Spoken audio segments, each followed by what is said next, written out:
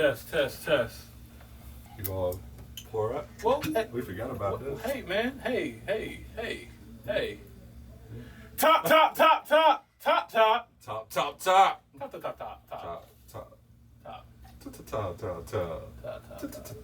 Let me stop. Top Pill episode 26, part 2, Black Lives Matter edition. We're dedicating this episode to the Black Lives Matter. This is the Blackout. Usually, we talk about music, albums, and stuff like that that's going on. We have a guest, but we wanted to dedicate this episode strictly on what's going on in the culture, what's going on with our people. We wanted to talk about the who, what, when, where, why. And when we say that, who are Black Lives Matter? What is Black Lives Matter? When does Black Lives Matter? And why does Black Lives Matter? Yeah. And then we're going to come up with some solutions. It's going to be our opinion on how we solve these problems in our communities, and particularly our race. Me and you had conversations, off air about this stuff, and yeah, man, it's time to talk about it. Shout out to our sponsor, Quality Touch Studios. Yes, sir.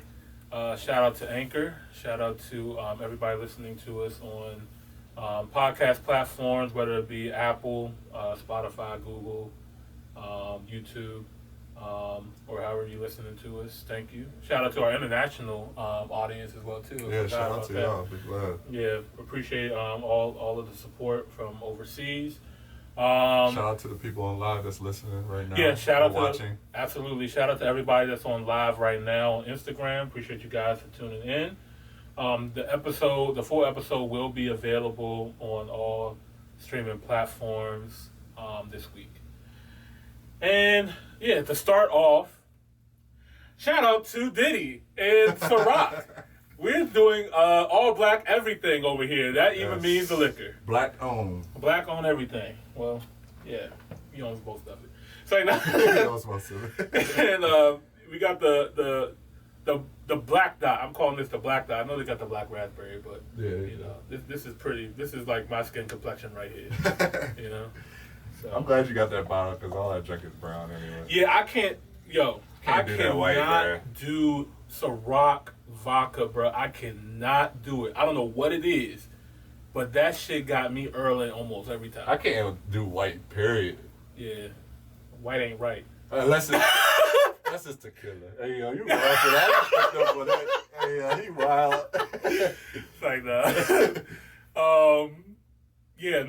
I can't do white liquor either, man. Like, it's definitely not my thing. Like, tequila, only certain tequila. Like, I went to Mexico last year, and I realized, like, if you get a certain kind of tequila from there, it tastes completely different from American tequila. Okay. I believe that. Yeah, the stuff over there, that's the real deal. I can drink that. I just feel like white liquor is for, like, young niggas that want to be reckless and just do wild stuff. I mean, just think about it, when we were young in our early 20s, even before then. I'm still in my early 20s. What are you talking about? Show you that. Nigga, we getting old. Shut up. But anyway, yeah, man, like, that's what I was on, and I switch over to, first it was Jack. Remember Jack Honey was our friend. That's the good days right there. Jack Honey. Then I switch over to Jameson. That's when you lost me. I couldn't follow you to that. Shout out to Jameson. Nah, fuck they that for the nigga. movement, Black Power. That guy. All right. Yeah, let's get into it, man. There's no real way to really prepare for this episode or this podcast. I really tried, and this is a really emotional subject for me, touchy subject for me. Because I had my own trauma. I had my own situation that I dealt with the police. I know we all had. If you're black, you understand what's going on, because this is not a fairy tale to you. This is not taboo. This is something that goes on every day in our lives. When you're driving in your car and you see a police officer behind you, you automatically get tense, and that shouldn't happen. You know what I mean? That shouldn't happen because the police are designed to serve and protect the community. It should feel safe. You should feel safe when there's a police officer around you. The same way when you see a fire truck near a fire, you should feel comforted. You know what I mean? We don't feel that way when it comes to the police because we have a completely different relationship with the police department than other races do. And that is just a fact. So, where do we start? Do you have anything you want to say first before? No, man, I just feel the same way you do. I'm sure everybody that has, any black person that has dealt with racism, whether if it was in your classroom with the police or just anywhere, we all feel, emotional about it, very heartbroken. So I'm definitely right with you. It's just a hard topic to talk about, but we're going to get into it. Yeah, we're going to get into it. We're going to do the best we can. So, who is Black Lives Matter? Yes. Who is Black Lives Matter to me? Black Lives Matter was ran, it's a nonprofit. It was ran by individuals that decided that police brutality is just a no-go. It's no more in our community. We had enough. We're tired of just being in our skin, being a crime. I think the first time that I heard the term Black Lives Matter was with Trayvon Martin. Yeah, same here. We all know this story. I feel like that's what sparked it. Yeah, that sparked it because, I mean, we clearly saw that this was bad. Somebody died, and somebody got off, or not got off. Somebody didn't go to jail for killing somebody. Yes, sir. Period. You know what I mean? Like that. If it's not that complicated. You know what I mean? They try to make things so super complicated and stuff like that. You have the videotape. This man calls the police department. They tell him, do not pursue this person. It's a kid walking. He has a bag of Skittles and a hoodie, and he's walking home. And you feel the need to disrupt this person for what? You don't have no authority. Yes. You know what I mean? You're the neighborhood watch guy. You don't have no authority over me. You know what I mean? Like we deal with that all the time. Like when we are getting corrected by a police officer or somebody that just feels like they have authority over you, we automatically get defensive, as we should, because who the fuck are you? You know what I mean? To tell me what I can and cannot do, where I can and cannot go. You're not my dad. You're not my mom. Get the fuck away from me. Leave me alone. Leave me alone. That's that. But unfortunately, Trayvon Martin was killed. After he was killed, George Zimmerman was tried, and he didn't go to jail. He tried to sue Trayvon Martin's parents afterwards. He sold the gun that he killed Trayvon Martin with. I mean, this is a sick ass, Still alive, still breathing, still making jokes about it. Yeah. So that's so when that happened, this is not new to us. You know what I mean? Like, we know this stuff happens all the time. You know what I mean? But for it to get such public attention is like, okay, other people are starting to see it more. But yeah. But anyway, for you, man, I'm sorry I'm rapping. Oh no, you good, man. Who is Black Lives Matter to you? I feel like Black Lives Matter is a great support group and a movement that gives you knowledge of what is really going on in the world. And same thing, I heard about Black Lives Matter after the Trayvon Martin incident, and that's when I started to follow them. And like I said, man, it's a movement that just gave me a wealth of knowledge, something I kept following, and Black Lives Matter is really has shown me so much about who I am as a black man in America. You know, to be honest, man, just, you know, my parents taught me well about my black history, but, you know, to be honest, I really didn't pay attention to it because I went to a Catholic school, mostly white kids and stuff like that. So I feel like, and I didn't really experience it when I was in school, whatever, until I got a little bit older. And then it started happening to me with like teachers or certain students. And I really didn't understand why they were doing that. You know, I was really an innocent child. I had a really good childhood, I'm not gonna lie to you guys. And when it started happening to me, I started questioning it. And I can honestly say Black Lives Matter really helped me open my eyes. It woke me up. And I was like, man, like, that teacher that said this to me, I really brushed that off, and I should have said something. And, you know, just really opened my eyes. So, also, I think is we should also mention that Black Lives Matter is also not a hate group. Let's make that very very clear. Black Lives Matter does not mean that other lives do not matter. But when I hear the term all lives matter, or if I hear the term police lives matter, those terms did not exist until the Black Lives Matter protests happened. So therefore, you're protesting my protest.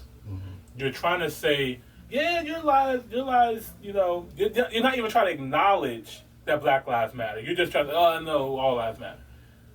Yes, but currently right now, there's people dying because of what they look like. You know what I mean?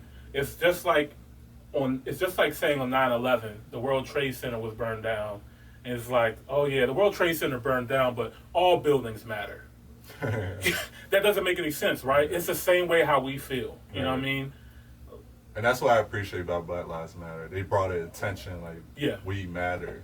And it's important for y'all to matter. And it's still sad that people are still not getting it. Yeah. To this day. So. It is sad. Thank you guys so much for in the comments. Ron said her first encounter was 12/13. You guys can share your stories in the comments. We would love to hear them. If you want us to share them on here, we can. I'm gonna share my experience that I know I had with the police. I have multiple experiences with them, but yeah.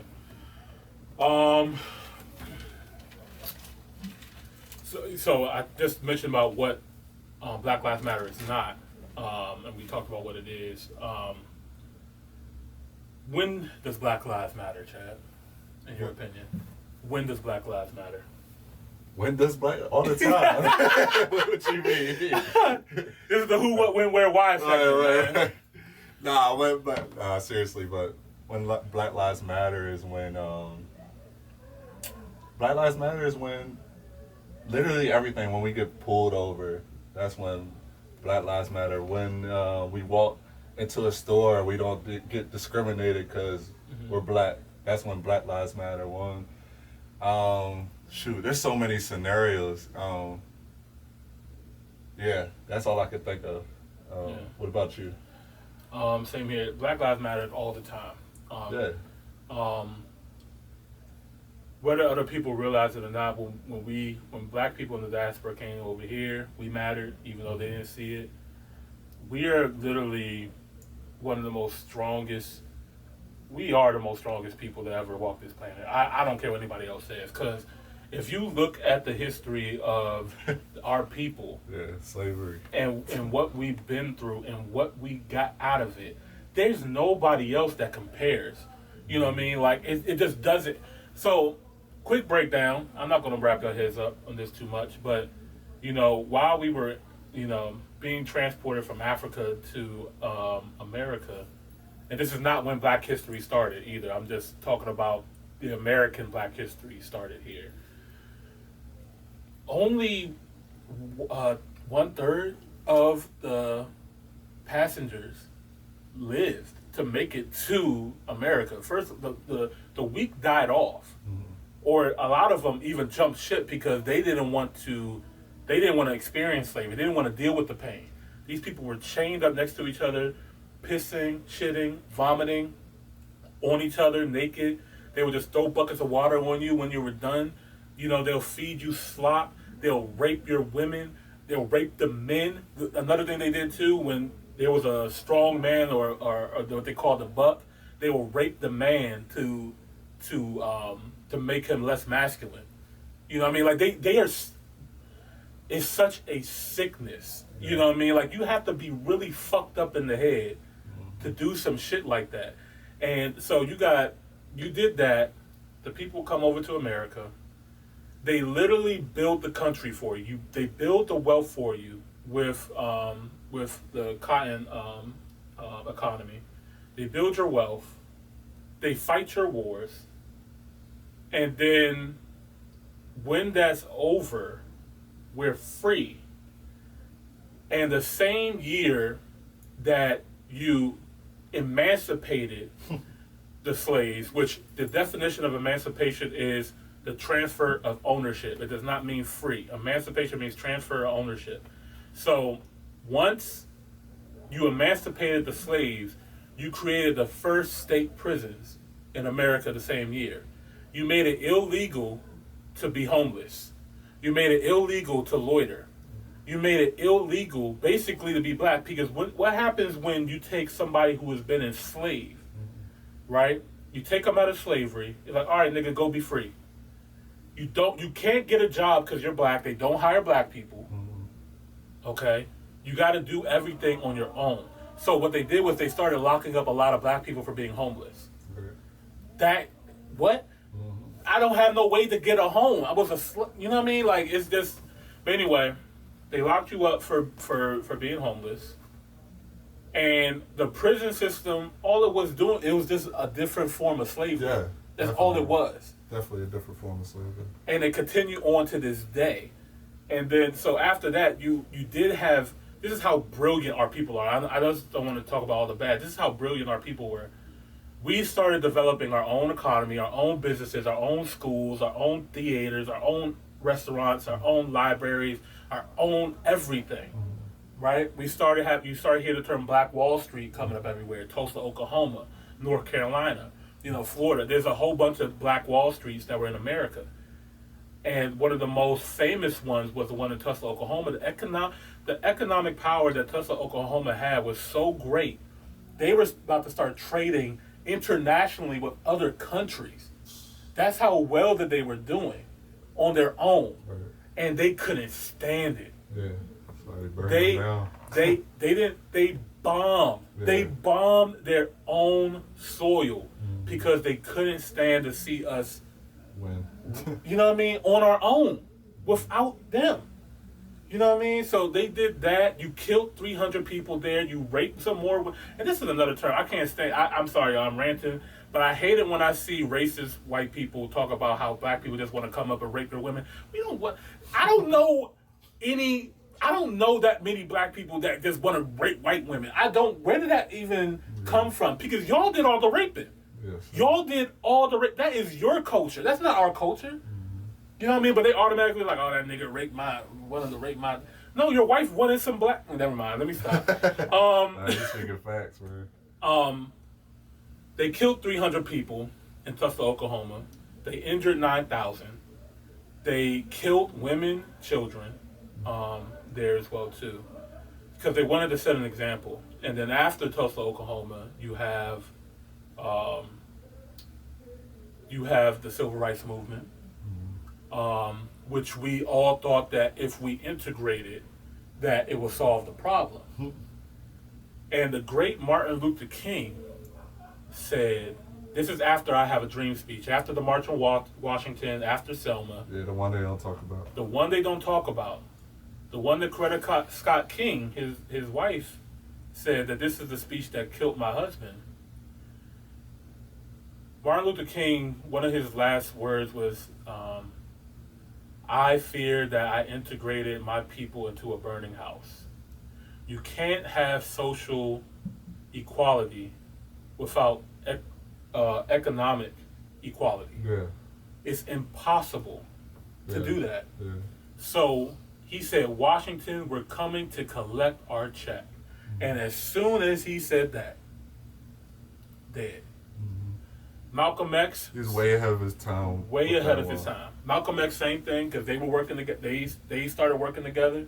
They started realizing that it's not about Muslim and Christianity. It's not about the religion. It's about getting black people to come together and realize, oh, this is what we need to do. And they were getting there. They were getting there, and they killed them. There's so many stories. And I don't want to ramble on forever about them, because I could talk about Marcus Garvey and what they did with him. I mean, he made the first black ships. Well, that was unheard of, but shit. He was going in, man. Shit. Yeah. So we built this country. We deserve to be respected as such. Black Lives Matter. Once Black Lives Matter, then all lives will matter. But Black Lives has to matter first, and then we can move on, because this is the conversation that we need to have. America has been ducking and dodging this conversation forever.